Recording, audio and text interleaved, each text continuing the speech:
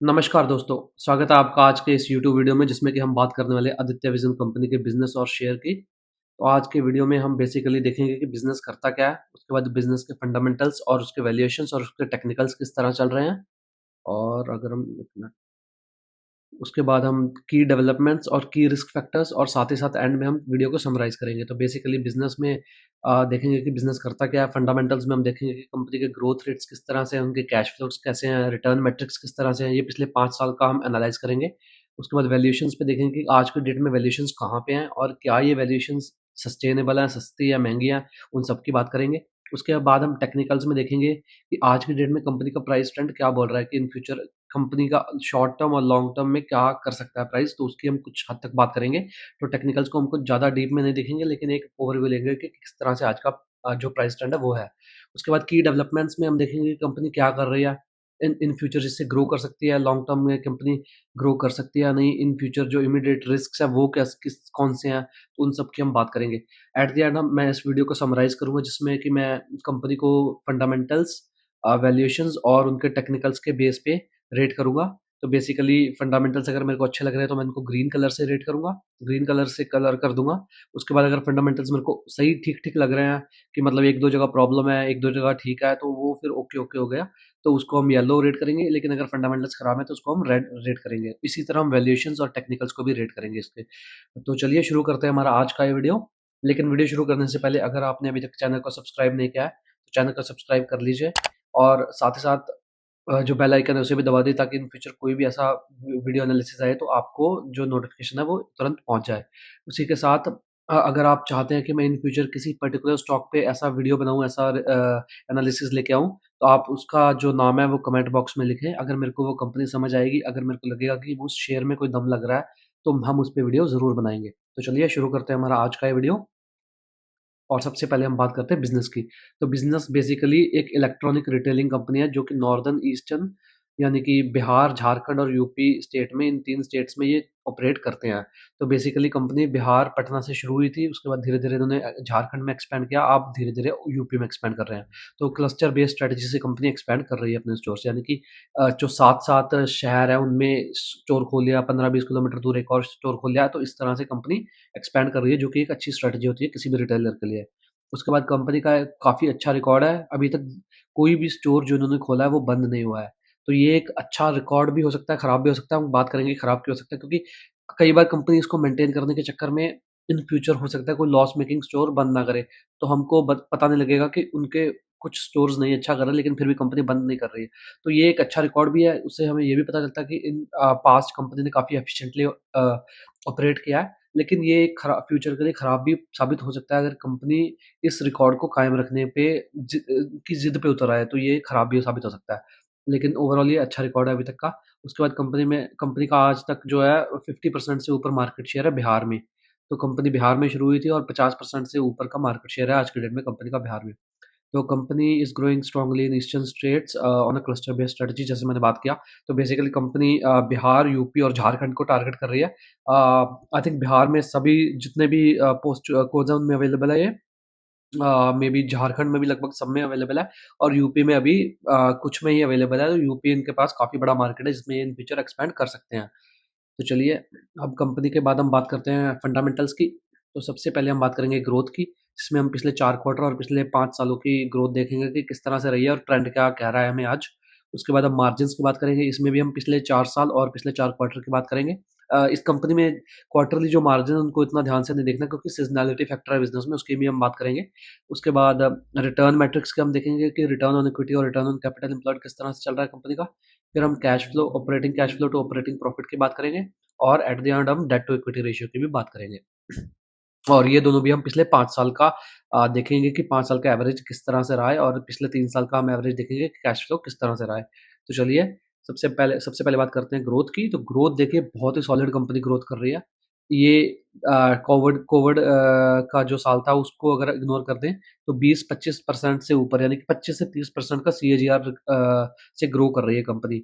और सिमिलरली पिछले 4 क्वार्टर में, पिछले 3 क्वार्टर में बहुत अच्छा स्ट्रॉन्ग रेवेन्यू ग्रोथ रहा है, लेकिन पिछले क्वार्टर में, ये जो रीसेंट क्वार्टर है यानी कि जून 2025 का क्वार्टर, इसमें इनका ग्रोथ कम हुआ है। उसका रीज़न क्या है? एक तो रेन्स काफ़ी ज़्यादा रहे हैं, भारत के नियरली हर एक स्टेट में इस बार बारिश काफ़ी पड़ी है, दूसरा मौसम काफ़ी ठंडा रहा है, तो उस वजह से कंपनी का जो एसी का सेल ज़्यादा होता था, कूलर का सेल ज़्यादा होता था, रेफ्रिजरेटर का सेल ज़्यादा होता था, वो थोड़ा कम हुआ है। तो उस वजह से आप आज के डेट में देखेंगे कि ज़्यादातर कंपनीज़ के रिज़ल्ट जो है Q1 में अच्छे नहीं आए हैं, जिनमें सीज़नैलिटी फैक्टर है।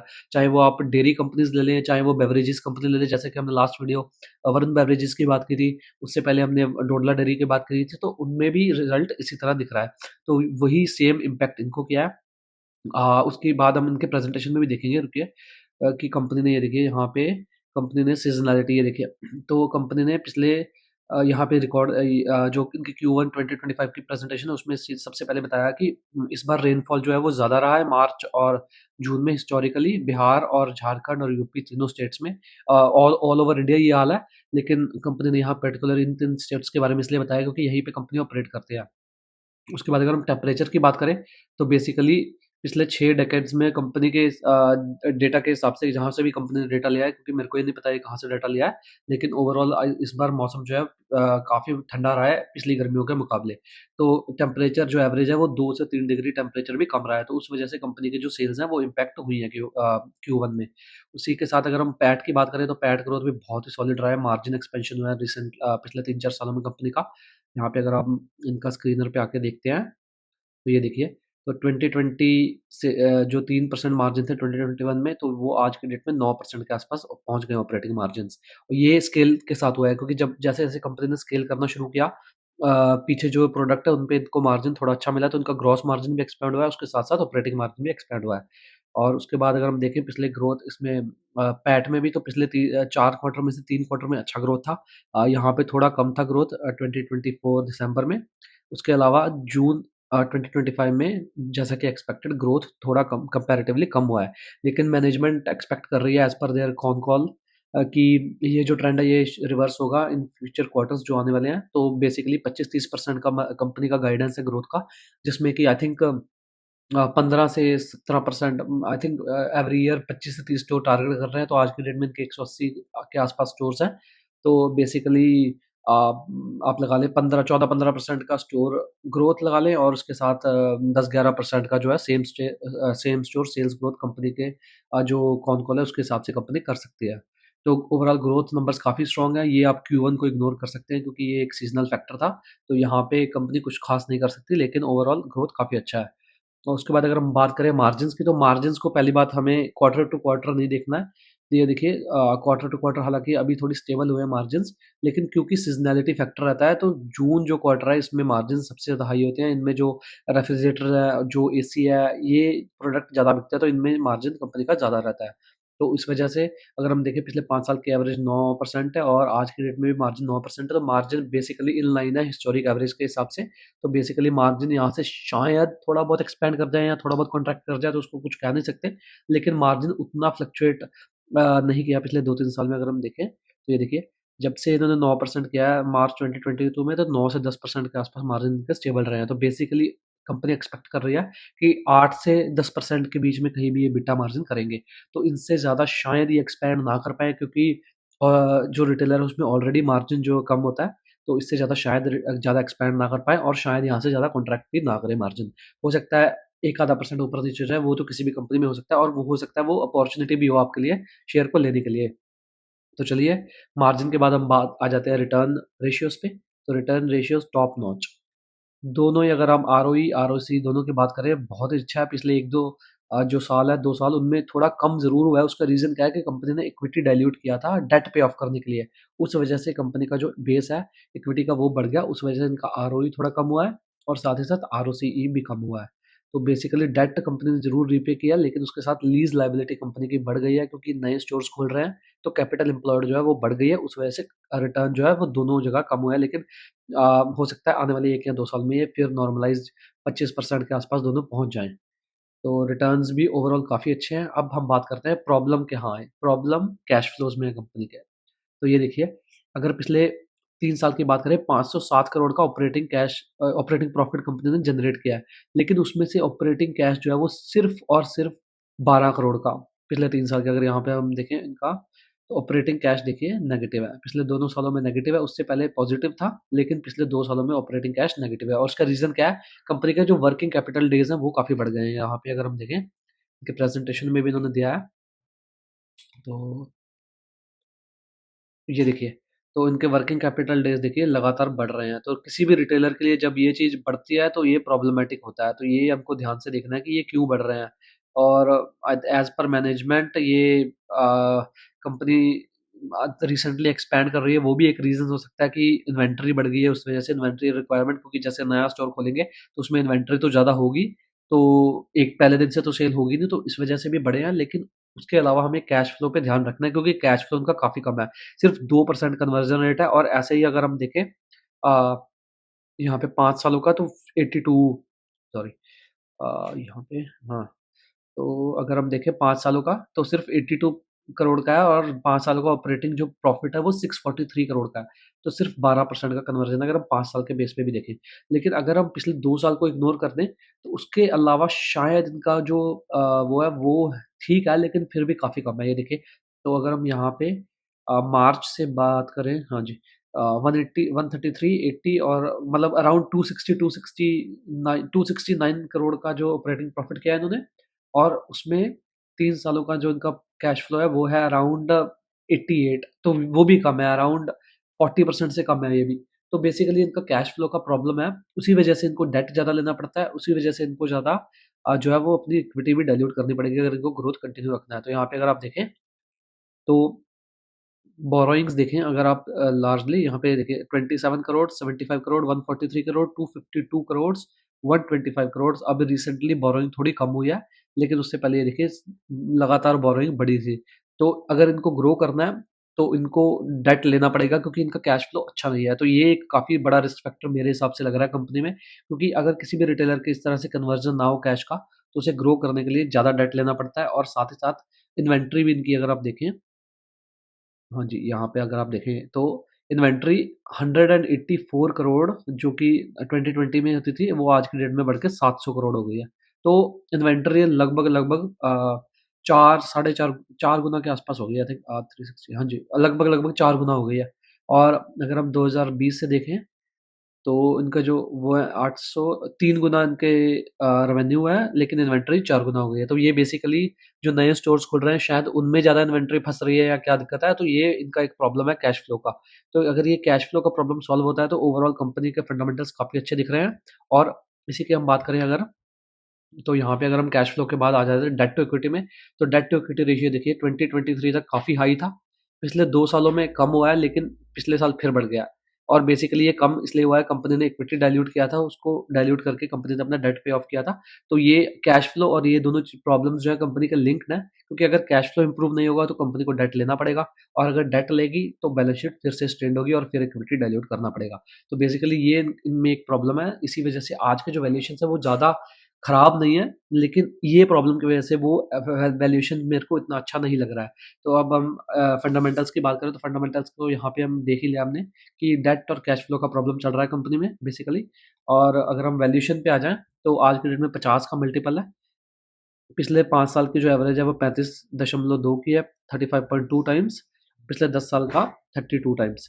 तो मोटा-मोटी अगर वैल्यूएशन देखें, ग्रोथ 25-30% का ग्रोथ, 50 का पी खराब नहीं है। ज़्यादा है ज़रूर, लेकिन खराब नहीं है। लेकिन ये अगर प्रॉब्लम हम उसके में कर दें कि कैश फ्लो उनका सही नहीं है, तो उसके साथ अगर हम वैल्यूएशन देखें तो वैल्यूएशन थोड़ा ज़्यादा है। और अगर हम बात करें इसी तरह प्राइस टू सेल्स की, 2.3 टाइम्स है आज। 1.7 का टाइम्स का एवरेज है 5 इयर्स का, और 10 इयर्स का एवरेज खैर इस कंपनी में ना लें क्योंकि पिछले 4-5 सालों में इन्होंने ज़्यादा अच्छा परफ़ॉर्म किया, उससे पहले इतना अच्छा परफ़ॉर्मेंस नहीं था इनका। तो फिर भी 1.1 टाइम्स है। तो बेसिकली वैल्यूएशंस जो है वो ठीक लग रहे हैं, इतने बुरे नहीं हैं, थोड़े महँगे ज़रूर हैं, लेकिन जो कैश फ्लो की प्रॉब्लम है उसकी वजह से वैल्यूएशन और ज़्यादा महँगे लग रहे हैं। और यहाँ पे अगर हम देखें प्राइस टू बुक तो 9.7 टाइम्स है, तो ये एवरेज से कम है। उसका रीज़न क्या है कि कंपनी ने रिसेंटली डाइल्यूट किया है, उस वजह से कंपनी का बुक वैल्यू बढ़ गया है, तो उस वजह से कंपनी का आज के डेट में प्राइस टू बुक कम लग रहा है। ओवरऑल वैल्यूएशन उतने बुरे नहीं हैं जितने हमने लास्ट जैसे कि देखा कि मेट्रो ब्रांड्स में था या फिर बीकाजी फूड्स में या मिसेस बेक्टर में, तो उनमें वैल्यूएशंस बहुत ही खराब थे। इनमें वैल्यूएशन फिर भी रीज़नेबल है, इसमें हो गया वरुण बेवरेजेस हो गया, डोडला हो गया, तो इनमें वैल्यूएशन थोड़े एलिवेटेड ज़रूर है। लेकिन सही है। और बेसिकली इस कंपनी की अगर हम बात करें आदित्य विज़न की, तो वैल्यूएशन ठीक है, बुरा नहीं है, महँगा ज़रूर है, लेकिन अगर इस प्रॉब्लम का कंपनी सॉल्व कर लेती है कैश फ्लो का, तो ये वैल्यूएशन फिर भी सस्टेनेबल है। लेकिन अगर ये प्रॉब्लम सॉल्व नहीं होती, तो इन फ्यूचर जब डेट बढ़ेगा तो शायद वैल्यूएशन भी थोड़ा और कंट्रैक्ट कर जाए। ओवरऑल वैल्यूएशन ओके है, not too good, not too bad, मतलब वेरी हार्ड टू से कि यहाँ पे वैल्यूएशन सस्टेन करेंगे या यहाँ से एक्सपैंड करेंगे या कॉन्ट्रैक्ट करेंगे, तो बहुत ही मुश्किल है कहना। यही अगर ये 70-75 टाइम होता तो शायद हम बोलते कि महँगा है, लेकिन 50 टाइम है, 2.3 टाइम्स है, ये अगर साढ़े 3-4 टाइम्स होता तो महँगा होता। लेकिन 2 times, anything under may be 1.9, 1.8 times, 1.5 times के आस-पास अगर ये प्राइस टू सेल्स जाता है, तो शायद वो एक अच्छा बाइंग अपॉर्च्युनिटी हो सकता है। अब उस पे आपको देखना है कि आपको वो उस पे किस तरह से लग रहा है, लेकिन मेरे हिसाब से शायद वो एक अच्छा अपॉर्च्युनिटी हो सकता है, क्योंकि फ्यूचर का जो रनवे है वो काफ़ी बड़ा है कंपनी का। और कंपनी इसके बाद यूपी के बाद छत्तीसगढ़ में भी ग्रो करने का सोच रही है, उसकी भी हम बात करेंगे बाद में। तो चलिए अब वैल्यूएशन के बाद अगर हम बात करें प्राइस मोमेंटम की, तो price momentum looks weak post 5 year rally largely due to higher valuations. तो अगर हम यहाँ पे देखते हैं कंपनी का स्क्रीनर पे आके, तो ये देखिए, तो पिछले 5 सालों में कंपनी ने बहुत ही ₹2 का शेयर जो है वो 2020 में या अराउंड तो ₹2 के आसपास था, वो 500 से ऊपर चला गया, यानी कि लगभग-लगभग 200 गुना के आसपास शेयर हुआ है पिछले 5 सालों में। तो अब उसके बाद यहाँ पे वैल्यूएशंस अगर आप देखें, तो वैल्यूएशंस ये देखिए ऑल टाइम हाई 3.6 टाइम्स मारा था। प्राइस टू अगर अर्निंग्स रेशियो पे आप देखें तो 80 टाइम्स का मल्टीपल हो गया था। अब वहाँ से वैल्यूएशन कॉन्ट्रैक्ट किए हैं, वैल्यूएशन थोड़ा-सा रीज़नेबल ज़रूर हुए हैं, लेकिन आज भी थोड़ा-सा महँगे हैं। तो वीक जो ट्रेंड है वो डाउनवर्ड ही लग रहा है, ट्रेंड ओवरऑल वीक लग रहा है। लेकिन अगर यहाँ पे जो प्राइस है थोड़ा कंसोलिडेट करे, तो शायद ये बाइंग अपॉर्च्युनिटी हो सकती है, क्योंकि कंपनी का growth rate I think sustain करने वाला है आने वाले काफ़ी सालों के लिए, क्योंकि बेस छोटा है, अपॉर्च्युनिटी काफ़ी बढ़िया है, दूसरी स्टेट्स में धीरे-धीरे एक्सपैंड कर सकते हैं। और यूपी में ही फिलहाल की आज की डेट में अगर हम देखें, तो इनके पास यहाँ पे कंपनी ने ये देखिए, तो बिहार में 13 करोड़ की पॉपुलेशन है, यूपी में 24 करोड़ की पॉपुलेशन है। और बिहार में आज की डेट में 113 स्टोर कंपनी लगा चुकी है, और यूपी में सिर्फ अभी 36 स्टोर हैं। यानी कि यूपी में अगर हम बाय पॉपुलेशन और बाय एरिया लैंड वाइज देखें, तो कंपनी के पास यूपी में लगभग 220-250 के आसपास स्टोर की कैपेसिटी है लगाने की। और आज के डेट में कंपनी सिर्फ 21 डिस्ट्रिक्ट्स में प्रेजेंट है आउट ऑफ 75। तो यूपी इनके पास अभी काफ़ी बड़ा मार्केट है, तो बिहार के जो स्टोर हैं, इससे डबल से भी ज़्यादा यूपी में ग्रो कर सकते हैं ये। तो बेसिकली यूपी में हम 150 से 200 स्टोर एटलीस्ट इनसे एक्सपेक्ट कर सकते हैं। शायद उससे ज़्यादा भी लगाएँ, लेकिन 150 से 200 स्टोर कंपनी यूपी में खोल सकती है। यानी कि अभी 110 से 115 स्टोर और यूपी में यहाँ से ईज़िली कंपनी खोल सकती है। और आई थिंक आज की डेट में 80% के आसपास जो इनका रेवेन्यू है, वो बिहार से आता है। तो अगर हम यूपी की बात करें, तो अगर 115 स्टोर और खोलते हैं, और अगर हम अज़्यूम करते हैं कि बिहार जितना ही वो करते हैं परफ़ॉर्म, तो आज के डेट में 2300 करोड़ के आसपास का उनका जो है वो सेल्स है, रेवेन्यू। तो इसमें अगर हम 80% लगाएँ, तो 16 साढ़े 16, मोटा-मोटी अगर हम देखें 16 से 17 100 करोड़ तक का जो रेवेन्यू है, वो और जनरेट कर सकते हैं सिर्फ़ यूपी से। उसके अलावा दूसरी स्टेट्स में जाके अलग है, तो जो रनवे ऑफ ग्रोथ है वो तो कंपनी के पास काफ़ी है, लेकिन कैश फ्लो का प्रॉब्लम कंपनी को सॉल्व करना होगा। अब अगर हम बात करते हैं क्या है उसके बाद, तो apart from valuation cash flow are also weak and this has led to company to dilute ये, तो यही मैंने बात किया कैश फ्लो और डेट टू इक्विटी रेशियो के बाद उसमें, कि अपार्ट फ्रॉम वैल्यूएशन, वैल्यूएशन आज के डेट में फिर भी ठीक है, ओके लग रहा है, इतना बुरा नहीं है। शायद अगर ये 40 के आसपास मल्टीपल आए, 35 के आसपास आए, थोड़ा ग्रोथ हो, थोड़ा प्राइस यहाँ कंसोलिडेट करे, तो शायद वो एक अच्छी बाइंग अपॉर्चुनिटी हो सकती है। लेकिन जो कैश फ्लोज़ है वो मुझे बहुत ही बड़ा कंसर्न लग रहा है। आज के डेट में कैश फ्लोज़ कंपनी को इम्प्रूव करने होंगे, अगर इन फ्यूचर कंपनी को अपनी ग्रोथ सस्टेन करनी है, नहीं तो फ्रीक्वेंट इक्विटी डाइल्यूशन और फ्रीक्वेंट डेट रेज़ होगा ही होगा कंपनी में। तो अगर हम प्राइस मोमेंटम के बाद अगर हम अब बात करते हैं की डेवलपमेंट्स की, तो company is adding new stores, जैसा कि मैंने बताया 25 से 30 स्टोर का कंपनी का टारगेट है एवरी ईयर। आई थिंक यहाँ पे कंपनी ने अपना टारगेट अपनी प्रेजेंटेशन में सारा बताया उन्होंने कि किस तरह से ये इन फ्यूचर ग्रो करना चाहते हैं। तो ये देखिए 30 स्टोर इन्होंने खोले हैं 2025 में, और इतना ही कंपनी का लगभग 25 से 30 स्टोर का टारगेट है एवरी ईयर स्टोर खोलने का नया। तो बेसिकली कंपनी ये देखिए remain on track to open 200 store milestone in FY 26। तो बेसिकली 179 से आई थिंक 175 स्टोर थे इनके जब इन्होंने एफवाई 25 खत्म किया, तो बेसिकली 25 स्टोर तो कम से कम ये खोलने का प्लान कर रहे हैं एफवाई 26 में। तो 25 से 30 स्टोर का as per management guidance in the con call कि 25 से 30 जो स्टोर हैं वो एवरी ईयर खोलेंगे। उसके बाद company is expanding in adjacent states of UP and Jharkhand. तो झारखंड में भी कंपनी इतना नहीं फोकस कर रही है, लेकिन आज के डेट में यूपी में काफ़ी ज़्यादा फोकस है कंपनी का। उसके बाद अगर हम देखें markets where company operates are highly under penetrated with large share of unorganized players. तो यहाँ पे अगर हम कंपनी के प्रेजेंटेशन में एक और चीज़ आके देखते हैं, तो ये देखिए आप यहाँ पे मैंने हाँ, तो ये देखिए मार्केट पेनिट्रेशन जो है, जो हिंदी हार्टलैंड जहाँ पे कंपनी ऑपरेट करती है, यूपी हो गया, बिहार हो गया, झारखंड हो गया, उसके बाद छत्तीसगढ़ कंपनी एक्सपैंड करना चाहती है, वेस्ट बंगाल, उड़ीसा, तो इन मार्केट्स में कंपनी एक्सपैंड करना चाहती है। और यहाँ पे पेनिट्रेशन जो है बहुत ही कम है आज की डेट में। जो कंज्यूमर ड्यूरेबल्स जैसे एसी हो गया, रेफ्रिजरेटर हो गया, टीवी हो गया, इनका जो पेनिट्रेशन है वो काफ़ी कम है as compare to other states. तो अपॉर्च्युनिटी जो है कंपनी के पास काफ़ी है ग्रो करने का, और इन फ्यूचर कंपनी ये टारगेट कर रही है कि इन्हीं स्टेट्स में कंपनी अच्छे से ग्रो कर पाए। इसीलिए कंपनी एक्सपेक्ट कर रही है जो सेम स्टोर सेल्स ग्रोथ है कंपनी का, वो भी इन फ्यूचर 10 से 11% तक रहेगा। उसके बाद अगर हम बात करें strategies to keep expanding in current markets in order to strengthen the brand. तो बेसिकली ये वॉलमार्ट का जो है ये मेथड है जो क्लस्टर बेस्ड स्ट्रेटजी से ग्रो करना है।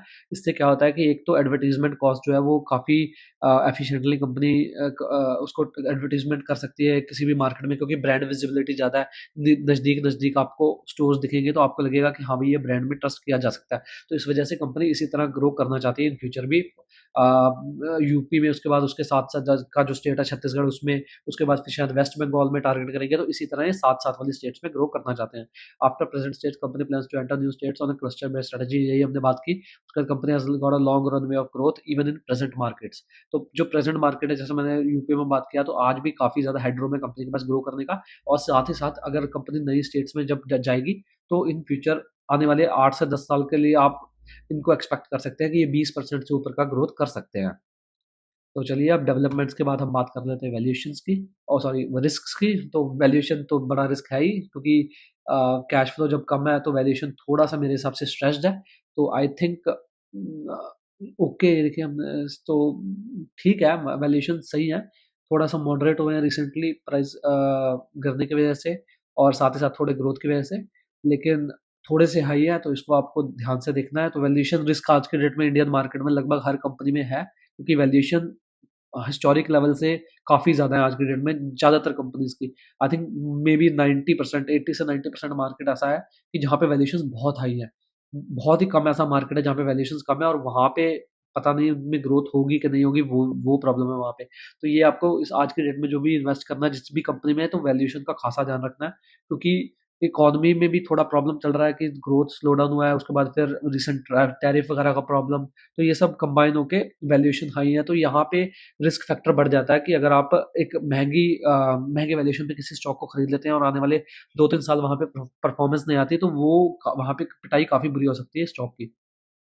उसके बाद अगर हम बात करें companies working capital has increased in last 2-3 years also leading to poor cash flows. इसकी भी हमने बात कर ली ग्रोथ में, सॉरी कैश फ्लो में और वैल्यूएशन में हमने बात की कि पिछले 2-3 सालों में कंपनी की वर्किंग कैपिटल बढ़ी है। उसका रीज़न ये भी हो सकता है कि कंपनी ने एग्रेसिवली एक्सपैंड किया है, लेकिन उसके अलावा भी आपको वर्किंग कैपिटल किसी भी रिटेलर में ध्यान से देखनी होगी, और स्पेशली इसमें, क्योंकि अगर अनसोल्ड इन्वेंटरी रहती है तो वो कंपनी को इन फ्यूचर शायद कॉस्ट टू कॉस्ट बेचनी पड़े या उससे भी कम बेचनी पड़े, जिसकी वजह से उनके जो मार्जिन्स हैं वो टेम्परेरीली इम्पैक्ट हो सकते हैं, या फिर इन फ्यूचर इसी तरह अगर कंपनी को ग्रो करना है तो लगातार इक्विटी डाइल्यूट करना होगा या फिर से दोबारा और डेट लेना होगा।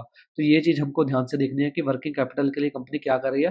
कंपनी ने बोला तो है कि Q1 में इन्होंने थोड़ा इम्प्रूवमेंट दिखाया है अपनी वर्किंग कैपिटल में। तो काफ़ी ज़्यादा जो इन्वेंटरी है वो इन्होंने बेची है, और आज की डेट में इनकी जो इन्वेंटरी है पहले हिस्टोरिक लेवल के आसपास आ गई है। तो जो पिछले 2-3 साल में बढ़ी थी वहाँ से थोड़ा-सा नॉर्मलाइज़ हुए है इन्वेंटरी, लेकिन इसका हमने ट्रैक रखना होगा। और लेकिन अगर वैल्यूएशन थोड़ा शायद रीज़नेबल मिले तो शायद इसको हम कुछ हद तक इग्नोर कर सकते हैं, क्योंकि जो ग्रोथ है कंपनी का वो काफ़ी स्ट्रॉन्ग होने वाला है आई थिंक आने वाले 8 से 10 सालों में। तो शायद कंपनी 20% का ग्रोथ सस्टेन करे अगले आने वाले 8 से 10 सालों में। वैसा कंपनी मानती है, ये मेरा कोई ओपिनियन नहीं है, लेकिन मुझे भी ऐसा लगता है कि कंपनी शायद ये मेंटेन कर सकती है, क्योंकि हेडरूम काफ़ी ज़्यादा है जैसा कि हमने बात किया। उसके साथ-साथ इन फ्यूचर और भी स्टेट में जैसे-जैसे एक्सपैंड करेंगे, तो ये ग्रोथ सस्टेन हो सकता है, क्योंकि बेस भी छोटा है आज की डेट में। तो चलिए अब की रिस्क्स के बाद हम आ जाते हैं अपनी समरी पे। तो अगर हम समरी में फंडामेंटल्स की देखें तो ग्रोथ बहुत ही स्ट्रॉन्ग है, margins in line with historic average, return ratios बहुत ही स्ट्रॉन्ग है, अगर हम बात करें operating cash flow to operating profitability की, जैसा कि हमने बात की है, ये बहुत ही पुअर है कंपनी का और यही कारण है कि डेट टू इक्विटी रेशियो को भी हम येलो रेट करेंगे, क्योंकि डेट टू इक्विटी रेशियो और ये दोनों लिंक्ड है, क्योंकि इन फ्यूचर ग्रो करने के लिए अगर इंटरनल कैश फ्लो इंप्रूव नहीं होगा तो कंपनी को एक्सटर्नल फंडिंग की जरूरत पड़ेगी, तो यहाँ फिर डेट या फिर इक्विटी डाइल्यूट होगी। तो इन फ्यूचर कंपनी का ये एक की रिस्क फैक्टर है। हालांकि कंपनी ने क्वार्टर वन में बोला जरूर है कि जो इनका ऑपरेटिंग कैश फ्लो है वो थोड़ा इम्प्रूव हुआ है और साथ ही साथ इन्वेंट्री लेवल्स जो है थोड़े कम हुए हैं। तो इसी वजह से कैश फ्लो की प्रॉब्लम की वजह से हम ओवरऑल फंडामेंटल्स को येलो रेट करेंगे। अदर देन दैट कंपनी में कोई प्रॉब्लम नजर नहीं आता है और डेट टू इक्विटी भी कम हुआ है, लेकिन अगर कैश फ्लो इंप्रूव नहीं होगा तो in future debt to equity again ऊपर जाएगा, क्योंकि एक्सटर्नल फंडिंग की जरूरत पड़ेगी जिस हिसाब से कंपनी ग्रो करना चाहती है।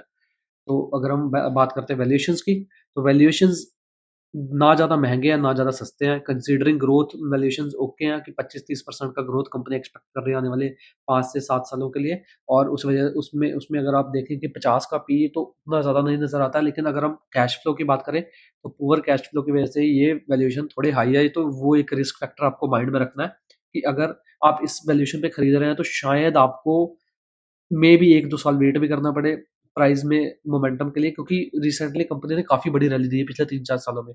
तो इसके बाद जनरली कई बार स्टॉक ब्रीदर लेता ही लेता है, और चाहे वो अच्छा ग्रोथ भी दिखाए उसके बाद भी कई बार स्टॉक ब्रीदर ले लेता है। तो ये एक रिस्क फैक्टर ज़रूर है। इसीलिए मैंने इसको येलो रेट किया है। रेड रेट करने का मतलब नहीं, क्योंकि इतना ज़्यादा वैल्यूएशन हाई नहीं है, थोड़ा-सा मॉडरेट हुआ है पिछले 1-2 सालों में, रादर 1 साल में पिछले सितंबर 2024 से। उसके बाद अगर हम बात करें प्राइस टू अर्निंग रेशियो भी हम येलो रेट करेंगे, प्राइस टू सेल्स और प्राइस टू बुक। हालाँकि कम ज़रूर हुआ है, लेकिन ये इक्विटी डिल्यूशन की वजह से प्राइस टू बुक रेशियो जो है हिस्टोरिक वैल्यूएशन से कम नज़र आ रहा है। अदर देन दैट ये भी काफ़ी हाई है। वैसे ही हम अगर टेक्निकल्स की बात करें तो टेक्निकल्स भी उतना अच्छा नहीं लग रहे।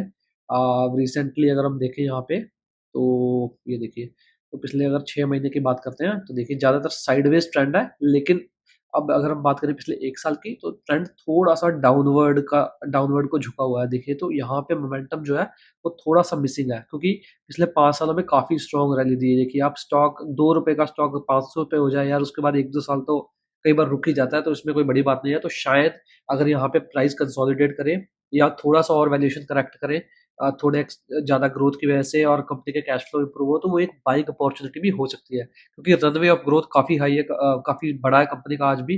आज भी कंपनी काफ़ी सारी स्टेट्स में प्रेज़ेंट नहीं है, सिर्फ 2-3 स्टेट्स में ही प्रेज़ेंट है, और वहाँ पे भी कंपनी का जो अपॉर्चुनिटी है ग्रो करने का भी है कंपनी के पास। जैसे कि हमने देखा था कि आई थिंक 1600-1700 करोड़ का रेवेन्यू और ये सिर्फ यूपी से कर सकते हैं, अगर हम बिहार के नंबर से के हिसाब से कंपेयर करें तो। तो उससे ज़्यादा भी कर सकते हैं, क्योंकि वहाँ पे पॉपुलेशन ज़्यादा है। लेकिन 1600-1700 करोड़ का रेवेन्यू वहाँ पे कर सकते हैं, और साथ ही साथ एक्जिस्टिंग जो बिहार और झारखंड में नए स्टोर रिसेंटली खुले हैं, वो भी थोड़ा ग्रो करेंगे। तो कंपनी ईज़िली यहाँ पे अपनी जो सेल्स है वो आने वाले 3 से 4 सालों में डबल कर सकती है।